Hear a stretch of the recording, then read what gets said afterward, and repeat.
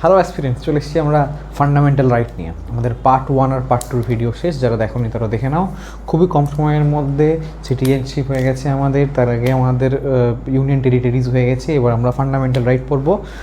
Part 1, part 2, এবার part 3।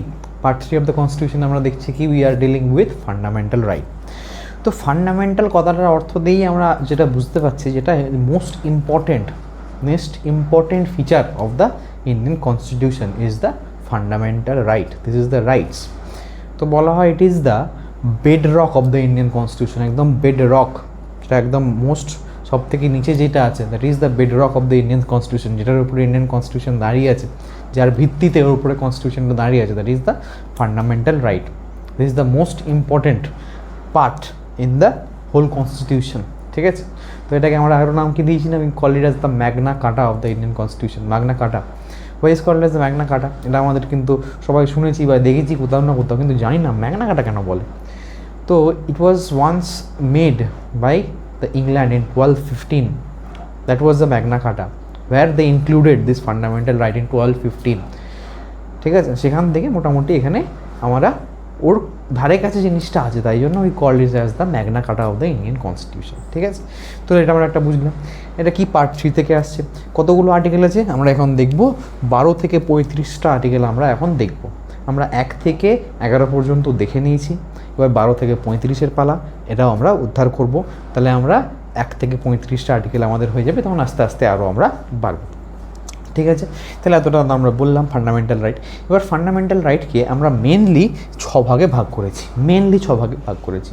যেখানে article প্রথমে কি আছে? Right to equality, right to freedom, right against exploitation, right to freedom of religion, cultural and educational right, আর right to constitutional remedies. এত কিছু লিখেছি আমি, সব বোঝাবো, কোনো ভয়ের পাওয়ার জিনিস নেই, খুবই সোজাভাবে বোঝাবো। ঠিক আছে, তাহলে আমরা প্রথমেই কী বললাম, যে ক্লাসিফিকেশন অফ ফান্ডামেন্টাল রাইটে কত থেকে আছে? 12 থেকে 35টা আর্টিকেল আছে, কিন্তু আমরা শুরু 14 থেকে করেছি। তাহলে 12 আর 13টা কি? 12 আর 13টাকে বলা হচ্ছে যে 12টা হচ্ছে definition of the state, that is India.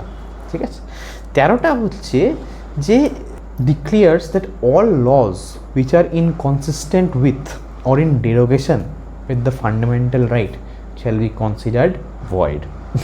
বোঝাচ্ছি, সমস্যা নেই। তাহলে কি বললাম, যে যদি ফিউচারেও কোনো ল ক্রিয়েট হয় যেটা আমাদের ফান্ডামেন্টাল রাইটের এগেনস্ট যাচ্ছে, এটা মানুষের ফান্ডামেন্টাল রাইটের এগেনস্ট যাচ্ছে, তখন সেই লটা ক্যান্সেল করে দেওয়া হবে।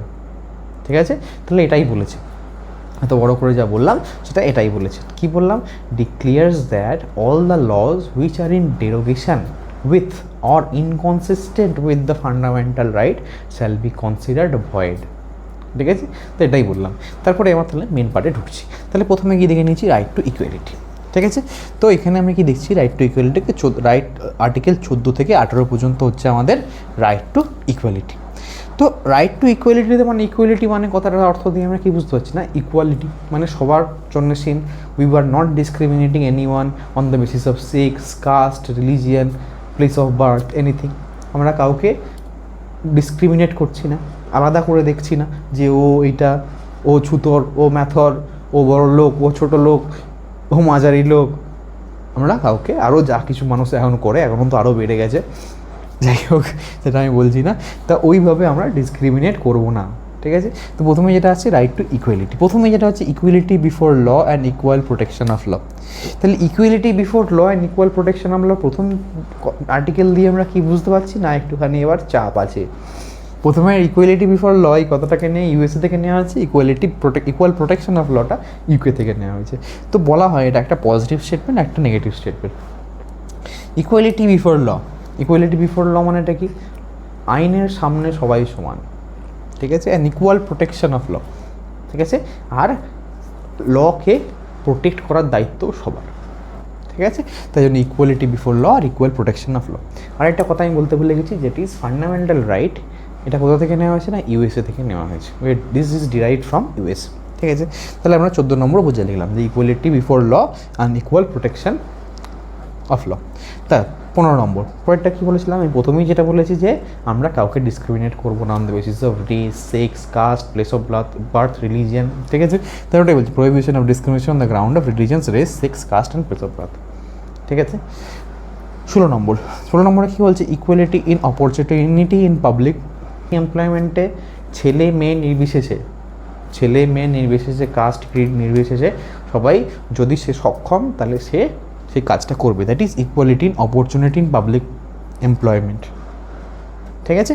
তারপর এটা অ্যাবলিশন অফ আনটাচেবিলিটি, প্রচণ্ড ইম্পর্টেন্ট। 17 নম্বর আর্টিকেল, অ্যাবলিশন অফ আনটাচেবিলিটি।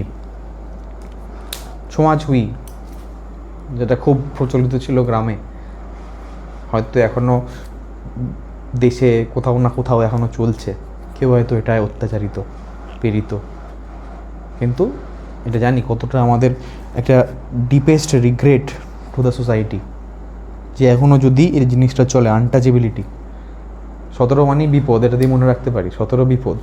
তাহলে কি, অ্যাবলিশন অফ আনটাচেবিলিটিকে অ্যাবলিশ করা, ঠিক আছে, 17 নম্বর। 18 নম্বর, অ্যাবলিশন অফ টাইটেল মানে সে রাজা বাজা যারা ছিল, রাজা মহারাজা ধীরাজ, ঠিক আছে, জমিদার, হ্যানা ত্যানা, ওইগুলো টাইটেল। কিন্তু doctor is not a title, এটা ডক্টর ইজ ওকে, ও অর্জন করে পাওয়া, ও খেটে পাওয়া ডক্টর ডিগ্রিটা, বাট রাজা মহারাজা জমিদার ঠাকুর দিস আর নট, তো সেইগুলো দ্য অ্যাবলিশন অফ টাইটেল। তাহলে আমরা রাইট টু ইকুয়ালিটি আমরা বুঝে গেলাম 4টে পয়েন্ট, 14, 15, 16, 17, 18। তারপরে চলে যাবো right to freedom. Right to freedom মানে আমরা প্রথমেই বলেছিলাম যে fundamental right is the bedrock of the Indian constitution. তাহলে bedrock of the Indian constitution যখন বলছি, তার মানে কি, রাইট, আমাদের ফান্ডামেন্টাল রাইটটা, আমাদের একটা ফ্রিডম, আমাদের যে আমরা ইন্ডিপেন্ডেন্ট, ঠিক আছে। তো সেই ফ্রিডমটা কি, ফ্রিডম অফ স্পিচ। আমরা ভয়হীন, ভয় ডর ছাড়া আমরা কথা বলতে পারবো, কিন্তু সেটা এমনও নয় যে সুপ্রিম কোর্টে কেস হয়ে যাবে, ঠিক আছে। কিন্তু কি আসে যায় ভাই, একটা মানুষ যদি নিজের ক্যারিয়ার নিয়ে চলছিল, তার ফ্রিডম অফ স্পিচ আছে, সুপ্রিম কোর্টের তো আরও তো কাজ আছে না, কত কেস, কত কত বড় বড় ক্রাইমস এখনও পড়ে আছে দেশে, সেদের না দেখে একটা ছেলে সে নিজের মতো ইউটিউব চ্যানেল চালাচ্ছিল, সে যাই করুক, ঠিক আছে, যাই করুক, সে যদি তার প্রবলেম হচ্ছে, তার ছেলে, তার মেয়ের, তার বাবার নাতির দেখবে না ভিডিও, ঠিক আছে। কিন্তু আমাদের সুপ্রিম কোর্ট, হাইকোর্টের আরও অনেক কাজ আছে, এত ক্রাইম কেস পড়ে আছে, এত রেপ কেস পড়ে আছে, আমাদের অভয়াকাণ্ডর কোথায়, তার বিচার তো নেই। কত টাকা লুটপাট হয়ে গেছে দেশে, তার বিচার আছে? কিন্তু সে কি বলেছে একটা শোতে, যেটা ওইটাই কাজ, ওটাই হয়ে আসছে, কিন্তু সেটা নিয়ে আমরা দেশ পড়ে গেছে যে সুপ্রিম কোর্টে চলে গেছে এই কেস। কিন্তু আমাদের অভয়া কেস বলো, আমাদের এখানে এই কেস বলো, নির্যাতিতর কেস, নানা রকম পীড়িত কেস, সেগুলোর কোনো আমরা রেহাই পাচ্ছি না, কোনো সুনাম নেই তাদের। যাই হোক, তাহলে প্রথম আমরা যেটা দেখতে রাইট টু ফ্রিডমের প্রথম হচ্ছে ফ্রিডম টু স্পিচ, ঠিক আছে, এটা আমরা তখন বললাম ফ্রিডম অফ স্পিচ, যে আমরা নির্ভয়ে আমরা যা কিছু নিজের কথা নিজে প্রকাশ করতে পারি, ফ্রিডম অফ স্পিচ। তারপরে কি, অ্যাসেম্বল পিসফুলি উইদাউট আর্মস। আচ্ছা, এখানে এটা আর্টিকেল 19 শুরু হয়েছে, ঠিক আছে। আর্টিকেল 19-এ আমাদের 6টা সাবপার্ট আছে। Article 19, 19(1), 19(2), 19(3), 19(4), 19(5), 19(16), 19(6), sorry. তো 19(1)-এ হচ্ছে ফ্রিডম অফ স্পিচ, 19(2)-এ হচ্ছে assemble peacefully without arms. Assemble peacefully without arms মানে আমরা একটা জমায়েত করেছি, আমরা জমায়েত করতেই পারি, ঠিক আছে, মানে আমরা মেজরলি আমরা জমায়েত করতে পারি, বাট উইদাউট আর্মস। এই চাকু নিয়ে গেলো, কেউ ছুরি নিয়ে গেলো, হুঁচামুচি করে দিল, না ভাই, উইদাউট আর্মস তুমি নিয়ে যাও, তুমি যেখানে খুশি অ্যাসেম্বল করো, পুলিশ পারমিশন নিয়ে, কোনো প্রবলেম নেই। হ্যাঁ, এবার তুমি হরতাল লাগিয়ে দেবে, তুমি বলবে আমার ফ্রিডম আছে, না, পারমিশনটা নাও আগে হরতালটা করার, পুলিশটা দেবে পারমিশন, ঠিক আছে। তাহলে assemble peacefully without arms, form associations or union আর কোঅপারেটিভ সোসাইটি। দেশের ভালোর জন্য তুমি ইউনিয়ন বানাচ্ছ, অ্যাসেম্বল, যতক্ষণ দেশের ভালোর জন্য ইউনিয়ন বানাচ্ছ, কোঅপারেটিভ সোসাইটি বানাচ্ছ, that will be considered as your freedom, right to freedom, ঠিক আছে। তাহলে move freely throughout the territory of India. তোমার আজকে মনে গেলো তুমি এখানে চলে গেলে, তুমি আজকে মনে গেলো তুমি এখানে চলে গেলে, কেউ ধরলো, পুলিশ ধরলো, এখানে কেন এসছিস, বা তোমার ওখানকার গুন্ডা এসে বলছো, এই এখানে কেন এসছিস, যে আমার কী আছে, I have the right to move freely, throughout the territory of the country.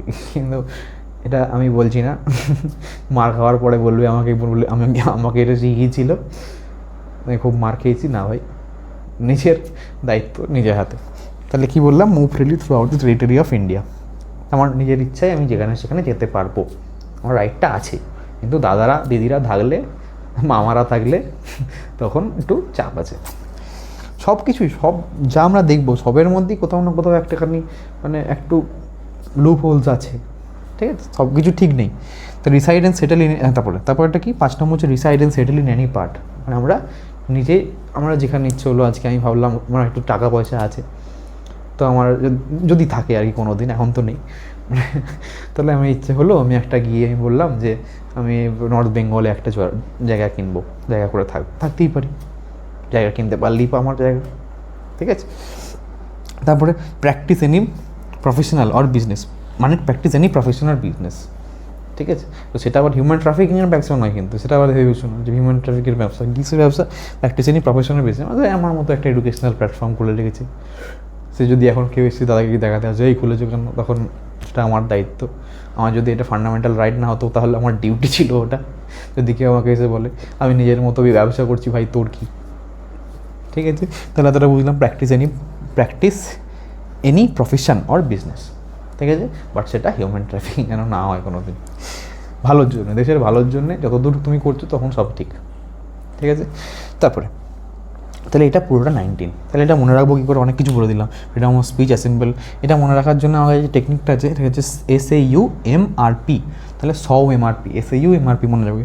Freedom of স্পিচের জন্য এস এর জন্য স্পিচ, অ্যাসেম্বল পিসফুলি উইদাউট আর্মের জন্য SAU, তারপরে যে form association or union SAU, move freely throughout the territory of India, SAUMR, reside and settle any part, MRP, practice any profession or business, ঠিক আছে। তাহলে আমরা 19টা দেখে নিলাম, 6টা সাব পার্ট, SAUMRP, ঠিক আছে। তারপরে 20 নম্বর protection of conviction of offence, আর একটা হচ্ছে protection of life and personal liberty, 20 আর 21 নম্বর। মানে যে তোমাকে যদি কেউ হঠাৎ बीच रास्ते पे बीच सड़क पे आके चाकू भोंक दे, तो you have the right to come to the police station and complain about him that your life is in danger, ठीक है। ওটাই বলছে যে protection of conviction of for offences and protection of life and personal liberty, ঠিক আছে।